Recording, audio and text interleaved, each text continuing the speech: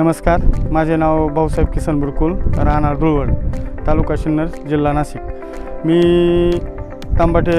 टमॅटोची 5.5 एकरवरती लागवड केलेली। आमच्या गावामध्ये टमॅटोची एप्रिल महिन्यामध्ये लागवड केली जाते। तर पारंपरिक शेती आहे आमची। मी आणि आम्ही सर्व शेतकरी इतर कंपनीचे खत वापरत होतो, पण टमाट्याच्या कोरोमंडलच्या ग्रेड 1 आणि ग्रेड 2 फिटसॉल या खताचा वापर केल्यामुळे अतिशय सुंदर असा रिझल्ट भेटला आम्हाला। फुटवे वगैरे सगळं व्यवस्थित आहे। मी आधी 1919 1261 13-0-45 13-40-13 हे खत वापरत होतो, पण कोरोमंडलची ग्रेड 1 वापरल्यामुळं त्याच्यामध्ये जे संपूर्ण घटक आहे ते असल्यामुळं मला दुसऱ्या खताचं पहिल्यांदा वापरायचो तर त्याच्यात कन्फ्युजन व्हायचं का बाबा 1261 वापरू का 13-0-45 वापरू का 13-40-13 वापरू।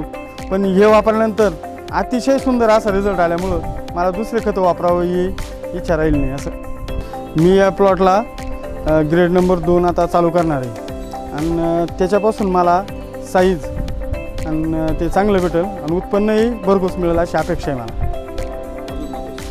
अजून महत्त्वाचं सांगतो, यावर्षी टेम्परेचर जास्त असल्यामुळं अक्षाचं प्रमाण जास्त होतं। तर माझ्या खालती एक प्लॉट आहे, त्या प्लॉटला मी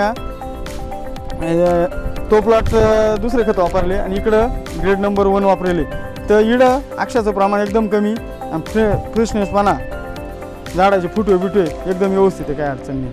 मी सर्व शेतकऱ्यांना आवाहन करतो की कोरोमंडलची फिटसॉल सॉलोनसी ग्रेड 1 आणि ग्रेड 2 हे सर्वांनी वापरलं पाहिजे।